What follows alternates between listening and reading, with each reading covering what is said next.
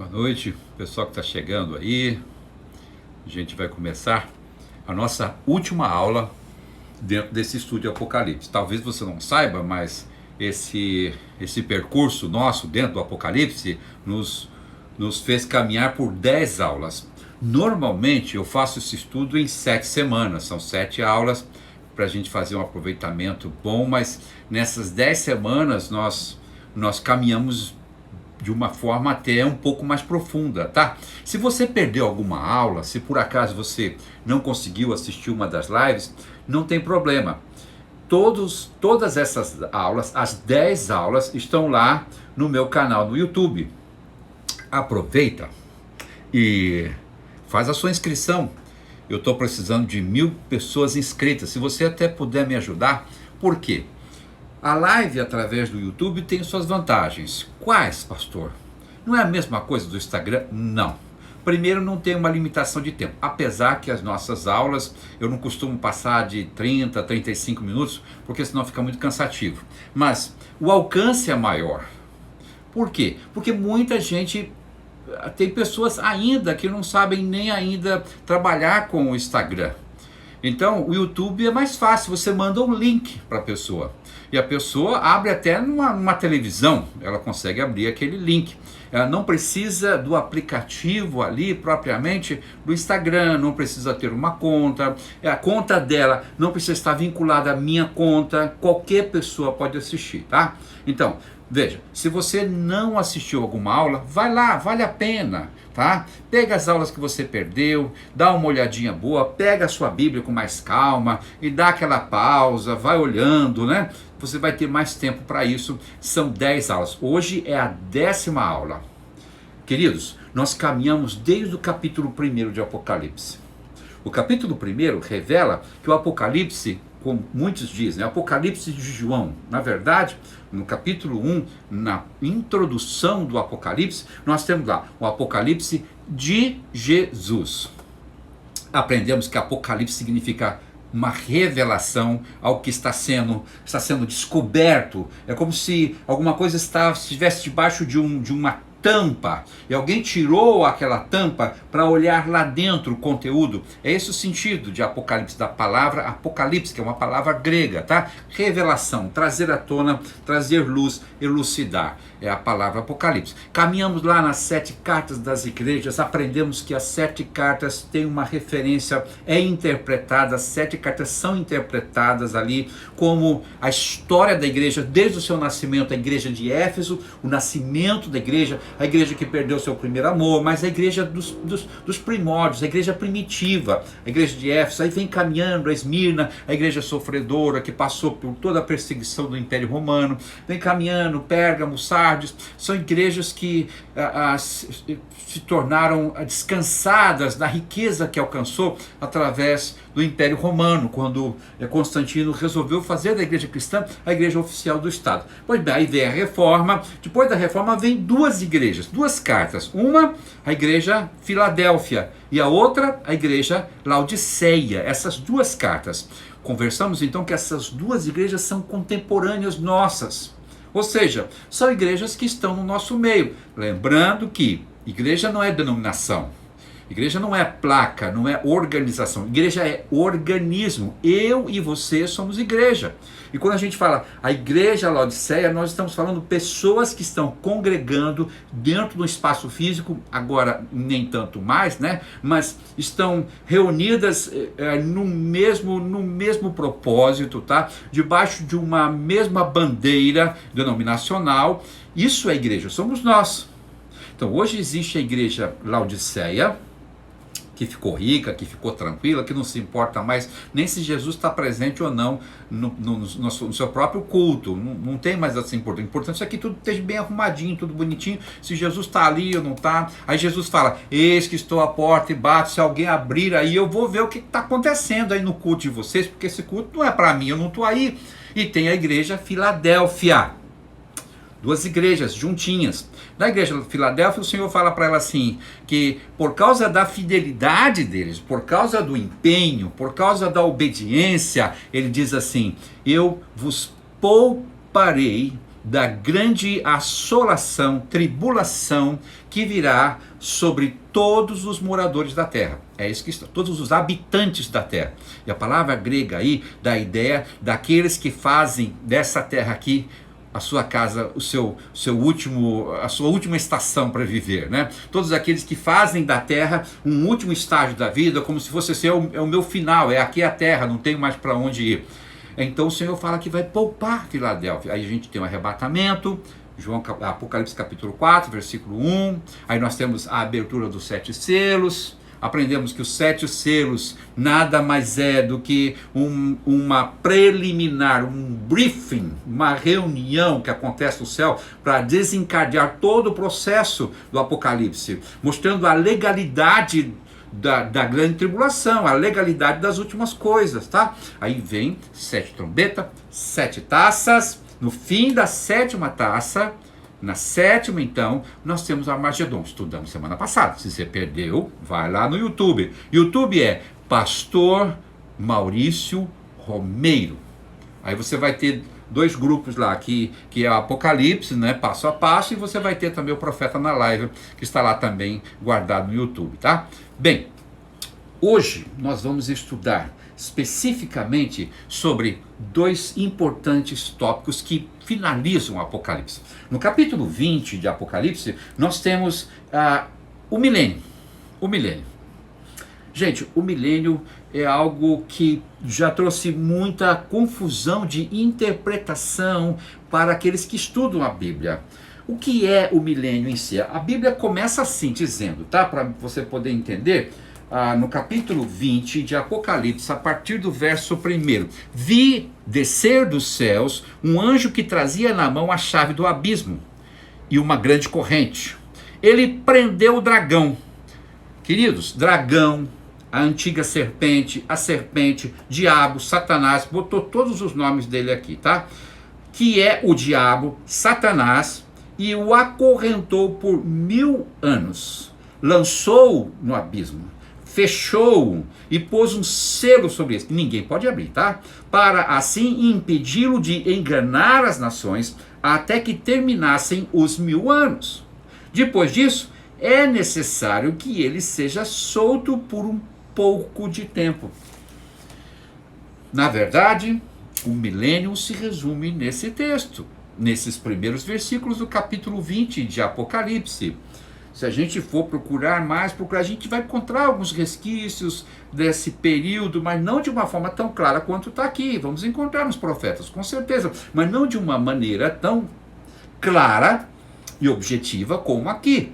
Aqui está dizendo, terminou a batalha do Armagedon, o anticristo, a besta e o falso profeta. Todos eles são eliminados e são lançados no inferno, tá? E daí vem o anjo e prende Satanás, prende o dragão, a grande serpente. Só que prende para soltar depois. É onde as pessoas ficam assim, muito confusas. Eu confesso que por muito tempo, até eu nem queria que alguém perguntasse sobre isso, tá? Mas é uma pergunta que a gente não pode calar. Vai soltar por quê essa criatura? Deixa lá preso, não solta mais não, Jesus. Mas diz o texto que ele fica preso por 1000 anos. Gente, 1000 anos, será que serão 1000 anos, cada ano de 365 dias, com 12 meses? Não sei.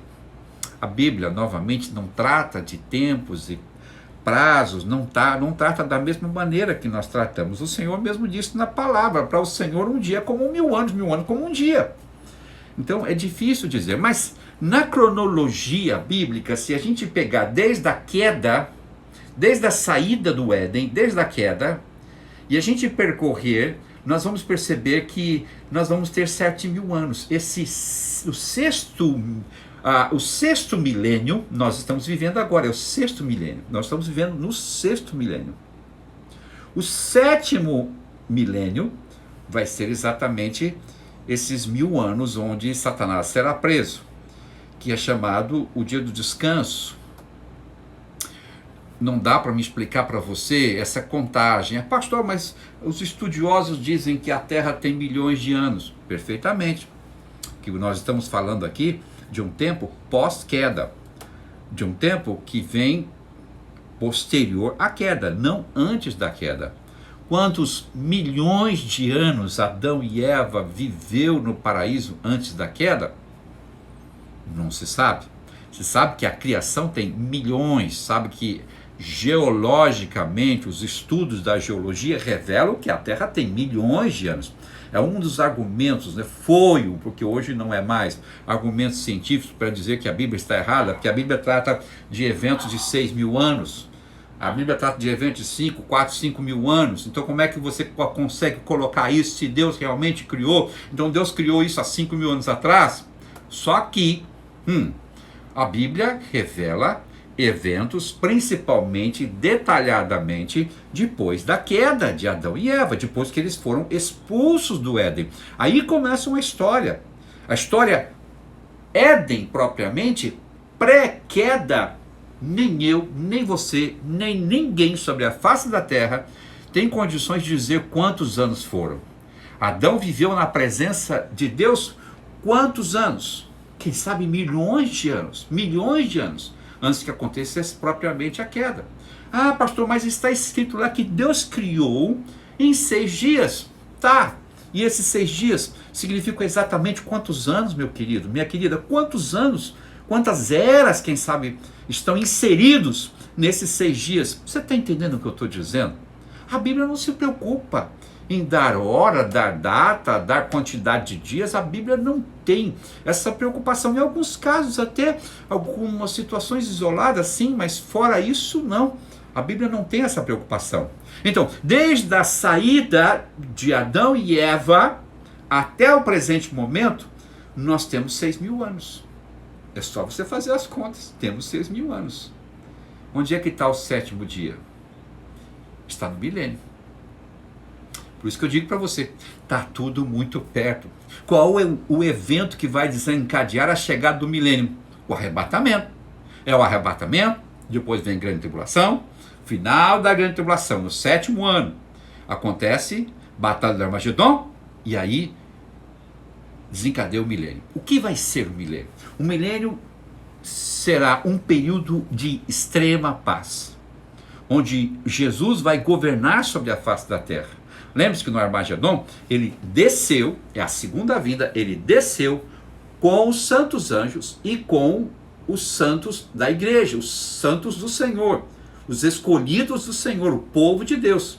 Velho Testamento e Novo Testamento. Todo esse povo vai descer, os que ressuscitaram em Cristo, os que foram arrebatados, os que chegaram no meio da grande tribulação, os que todos estes, é a igreja do Senhor, vai reinar com Cristo sobre a terra. O pastor só está viajando aí, talvez para você, mas temos aqui uma série de textos que nós não vamos entrar neles neste momento, mas existe uma série de textos bíblicos que nos revelam que nós vamos governar com Cristo. Paulo fala de maneira explícita sobre isso.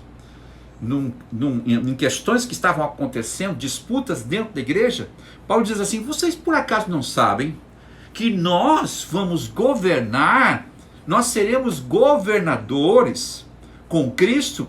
Ele então vai ser o rei dos reis, aonde se aplica essa nomenclatura de Cristo. Ele vai ser o Senhor dos senhores. Nós estaremos com Cristo reinando sobre a terra. Fazendo o que, pastor, aqui? Nem Satanás vai ter. Ensinando os povos como servir a Deus. Ensinando a palavra. Eu vou fazer o que eu mais gosto, ensinar a palavra. É isso que nós vamos fazer.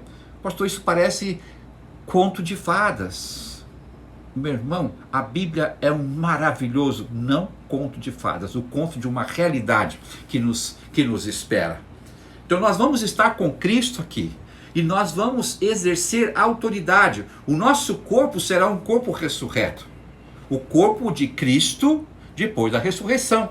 Cristo não batia na porta para entrar nas reuniões. Cristo aparecia. Cristo saía daqui e aparecia em outro lugar. Ele não estava restrito a tempo, a matéria nem ao espaço. Ele simplesmente aparecia onde ele queria. Esse era o corpo que Cristo tinha. Esse era o corpo que nós vamos ter. Um corpo transformado, um corpo sem mácula, um corpo que foi purificado e um corpo que não está restrito às limitações que hoje nós conhecemos. E a gente vai poder comer, pastor? Jesus comeu, né? Se ele tinha fome ou não sei, mas que ele comeu, ele comeu. Ali quando Jesus Cristo chega na beira da praia, né? E tá lá Pedro, voltou à pescaria depois de ter negado a Cristo, Jesus então acende fogo e come peixe e pão. Come, Jesus come. Por que ele fez isso? Eu não sei, mas nos dá a ideia que a gente, quem sabe, até vai poder comer. Vai falar de banquete no céu? Não sei. Mas que nós vamos ter um corpo transformado, vamos. Então, nós vamos estar com Cristo. E ao mesmo tempo que estamos, por exemplo, em São Paulo, nós vamos poder ir para Tóquio. E ali, quem sabe, estamos liderando, né, um grupo de pessoas que estão ali para estudar a palavra. Pastor, me explica uma coisa. A grande tribulação não acabou com todo mundo? Não, meu querido, não. Vai ter muita gente ainda sobre a face da terra. Vai ter muito ser vivo.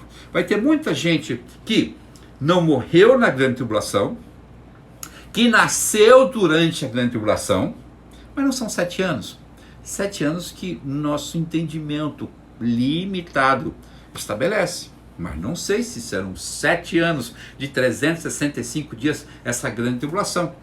Enfim, vai ter muita gente. Quando o inimigo, o anticristo, ali regimenta um exército para acabar com Israel e Jesus Cristo desce no vale de Megido para combater ali na batalha de Armagedon, não significa toda a população da terra.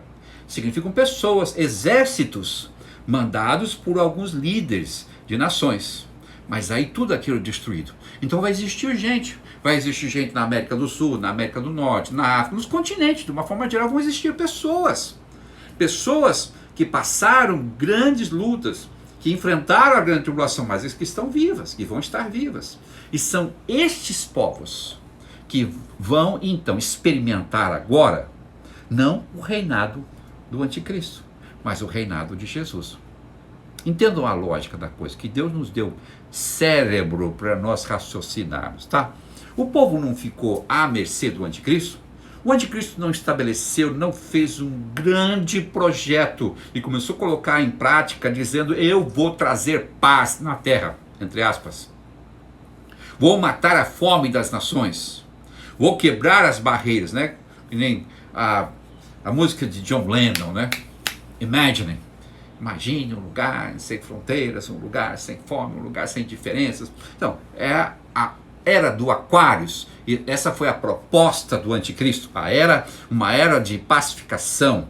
Essa foi a proposta dele, mas as intenções eram outras, porque na metade da grande tribulação para frente, então ele começou a desenvolver um sistema de adoração, conduzindo a adoração a Satanás, que é o pai dele, foi o pai dele, e é o pai dele, e será o pai dele, né? Assim como Jesus disse: quem vê a mim, vê ao Pai, o anticristo quererá dizer: quem vê a mim, vê o meu pai, Lúcifer, Satanás. Então, tudo isso vai se desmontar. Agora Jesus vem mostrar como é o seu reino. De que maneira o seu reino vai acontecer? São os 1000 anos. São os 1000 anos. Nós ensinaremos a palavra. Nós estaremos ensinando os povos como adorar e como servir ao Senhor. Por que então soltar? Bem, é uma pergunta que eu fiz por muito tempo. E a única resposta razoável que eu tenho para isso, que comigo concordam muitos também, é o seguinte: gente, ainda existirão pessoas que, apesar de toda a paz que o Senhor vai trazer sobre a terra, apesar dos 1000 anos de paz desse milênio, apesar de tanta coisa boa, tanta coisa gostosa, adoração ao Senhor, pensa num culto 24 horas por dia, assim, maravilhoso, um culto com aquele louvor maravilhoso e aquela coisa gostosa, pense num tempo assim. Mas ainda existirão povos que terão uma herança, um resquício daquele tempo do anticristo. Pessoas que ainda estarão dizendo, nós preferíamos viver daquele jeito. Gente, eu ouvi recentemente, eu não vou dizer quem me disse, para também não comprometer, e quem sabe vai ver esse vídeo, vai ficar até tristinha, não vou dizer, mas é uma jovenzinha, adolescente, na sua escola, não é aqui, é nos Estados Unidos, e ela então disse para a mãe assim, mãe, eu tenho ouvido alguma coisa assim, o céu não é um lugar legal para se viver, mãe. O céu é tudo paradinho, os anjinhos lá, batendo asa para lá, aquela coisa assim, muito tranquila, não tem agitação nenhuma, mãe. Pelo que eu estou entendendo, o inferno é melhor. O inferno é uma balada, o inferno é um agito, o inferno é uma coisa mais movimentada, coisa... E aí a mãe perguntou, onde é que você ouviu isso? Na escola, professor. Professor ensinando que nessas questões, desses mitos sobre céu e inferno, ele prefere o inferno. O inferno é melhor do que o céu. Esse é o conceito, e muitos vão ter esse conceito ainda guardado no coração. Muitos terão isso guardado dentro do seu coração. Então, Satanás é solto. E quando Satanás é solto, dentro do texto bíblico, está lá em Apocalipse capítulo 20, depois você lê, o que ele faz? Ele ainda consegue arregimentar povos, que são identificados como Gog e Magog. Gog e Magog tem lá desde o Velho Testamento com um histórico de oposição ao povo de Deus. Não dá para a gente fazer essa retrospectiva também. Mas eles são identificados como Gog e Magog, dois povos. E esse Gog e Magog, essas duas nações, se juntam com Satanás, que é solto dessa prisão, no qual ele ficou 1000 anos. Então, existirá, apesar de tudo, existirão pessoas que guardarão no seu coração um resquício deste mal. É a forma de a gente entender esse milênio. E essas pessoas terão a oportunidade de decidir ou serve agora Satanás e tenta segui-lo e decide estar ao lado dele e ir para onde ele vai, o inferno, o lago de fogo, ou então entrega a vida ao Senhor e serve ao Senhor. Diante de tudo que eles ouviram e viram nesse 1000 anos de paz, nesse milênio de paz, ainda existirão pessoas que conservaram o satanismo, a adoração a Satanás. Gente, muitos ignoram a capacidade, não é que a gente está elogiando o Satanás, não é isso. Mas olha, ele teve a capacidade de argumentar e de influenciar 1/3 dos anjos. Pessoal, o negócio não é fácil. Porque todo mundo lá no céu, pense comigo, todo mundo no céu, tudo gostoso. Deus Todo-Poderoso, Jesus, o Filho de Deus, o Espírito Santo, a Trindade Divina ali. A coisa maravilhosa, harmoniosa, aquela paz, aquela coisa maravilhosa. Ainda o cara consegue trazer um sentimento ruim. E não só isso, consegue arrebanhar, consegue desviar o pensamento, as intenções do coração de 1/3 do exército angelical. Sobraram 2/3. A gente tem o dobro, né? E tem o nosso Deus que não precisava de anjo nenhum. Só uma palavra dele, ele criou tudo com palavra, com uma palavra dele que acabou tudo. Mas o que eu quero dizer? Satanás ainda terá argumento, depois desses 1000 anos, para arregimentar povos que ainda estarão conservando a adoração a Satanás, o satanismo. Ainda existirão povos que estarão dizendo: Satanás é melhor do que Deus. A gente prefere Satanás, mesmo depois disso tudo. Só Deus mesmo para ter essa paciência e dar toda essa oportunidade. Esses 1000 anos são 1000 anos de oportunidade. Como que Deus dissesse: vocês passaram aí esse tempo todo ouvindo essa pregação satânica, que foi montada, arquitetada pelo anticristo, a besta e o falso profeta. Agora, vocês vão entender o que é o reino de Deus. O que é o reino de Deus? E as pessoas tiveram a oportunidade, uma nova oportunidade e última oportunidade, que foi o milênio.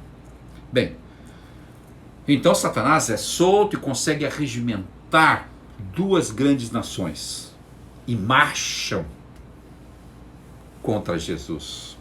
Consegue imaginar isso? Que insanidade! Eles então são derrotados e são lançados no lago de fogo.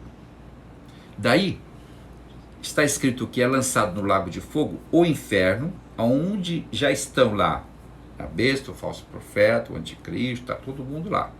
E todos os que morreram anteriormente negando ao Senhor, os que morreram na grande tribulação, os que morreram em tempos passados, estão todos no inferno, onde o fogo nunca acaba. Não sei como é isso, mas o fogo nunca acaba. E diz que o bicho nunca morre, como se fosse a pessoa sendo consumida e não consegue morrer. Tudo isso é lançado no lago de fogo. A gente só vai saber, ou quem sabe a gente nunca vai saber, eu não quero nunca saber também o que é isso, mas é um tormento eterno.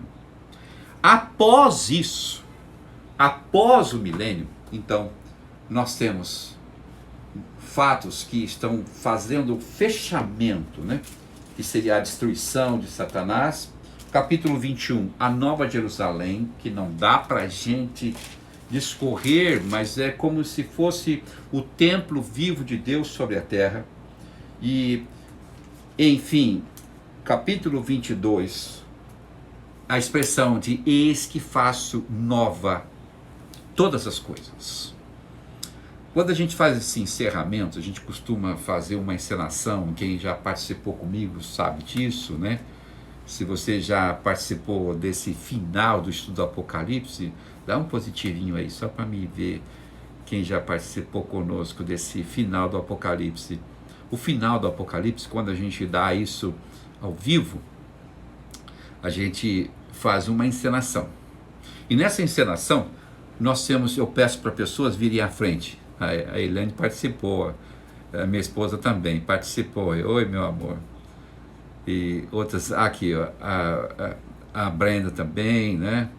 Ana Barbosa, olha quanta gente. Isso. Então, no finalzinho, eu chamo pessoas à frente. Queridos, para mim é o momento mais emocionante disso tudo. Porque, apesar de muita coisa ficar confusa, a gente consegue compreender, elucidar, como se desse um insight, né? Usando Freud aí, uma iluminação de dentro para fora, a gente compreende por que isso tudo. Mas olha, o que acontece nesse momento? Que diz que o Senhor faz nova todas as coisas, novos céus, nova terra, novo tudo, novos céus, esse multi-universo, porque já dizem que não é um universo só, são vários universos que estão interligados. Esse multi-universo, ele faz tudo outra vez, ele refaz. Ou seja, veja, Adão e Eva pecaram. O pecado entrou na criação de Deus, contaminou. Aí começa um processo em que o início desse processo é uma promessa, em que o Senhor faz ali a Adão e Eva, dizendo que a semente da mulher iria nascer que iria pisar a cabeça da serpente.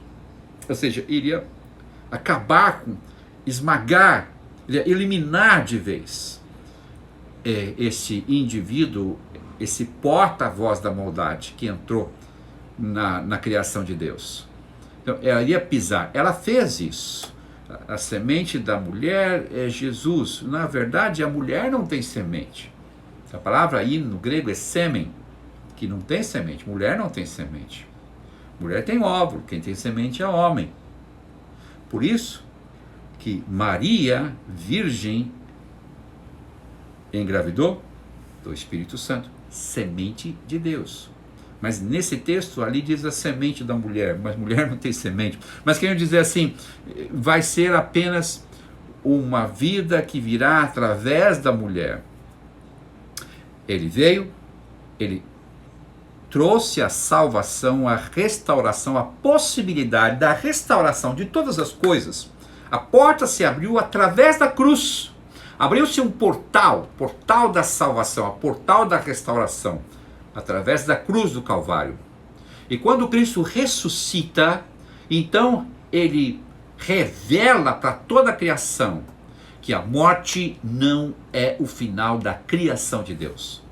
A morte fez parte da história da criação por causa do pecado.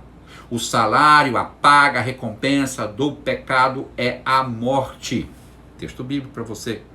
Então veja, quando encerra o Apocalipse, o Senhor diz: estou fazendo tudo novamente. Veio a semente da mulher, veio Cristo Jesus e ele venceu Satanás, pisou na cabeça da serpente e ele foi eliminado. Agora que o pecado foi extinguido e a possibilidade do pecado foi extinta, essa possibilidade, eu estou fazendo tudo de novo. Como era eu e você, Adão, lá antes do pecado, e você tinha comunhão plena comigo, e eu vivia com você, assim será novamente. O homem vivendo com Deus, com toda a sua criação, tendo sido restaurada todas as coisas. É difícil compreender, na nossa mente, é difícil entender o tamanho, a imensidão dessa verdade. Porque a gente fica pensando várias coisas, e aí vem algumas religiões e coloca lá, né, o homem vivendo do lado do leão, a ovelhinha do lado do leão, coloca lá umas fotografias, pegando alguns textos bíblicos, textos proféticos, mas assim, por mais que a gente queira criar uma imagem disso, por mais que a gente queira colocar na mente, criar, né, abstrair ao ponto de entender isso, não dá, gente, não dá.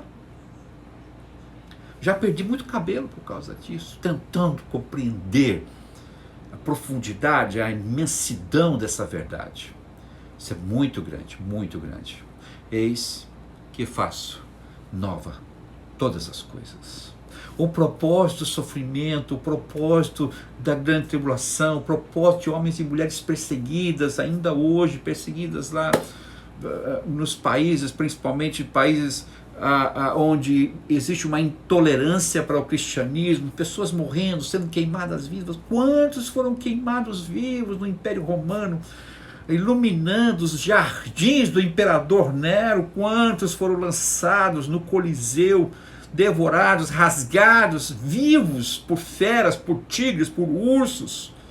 Quantas mães viram seus filhos sendo arrastados, arrancados dos seus braços por um tigre e sendo devorado, e tendo que ver isso? Quanto sofrimento! Eis que faço nova, eis que faço nova todas as coisas. Por isso, meu querido, minha querida, vale a pena permanecer firme na presença do Senhor. Vale a pena ser fiel ao Senhor. Vale a pena. Fique firme. Não desista. Não abandone a sua igreja.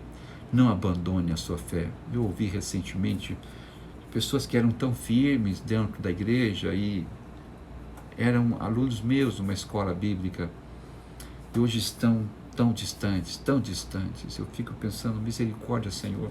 Mas eu lembro da palavra do Senhor, diz que se por acaso o Senhor achará fé na terra, quando o Senhor voltar, vai encontrar fé na terra. E não se engane, esse processo de pandemia tem provocado um impacto muito grande na fé de muitos.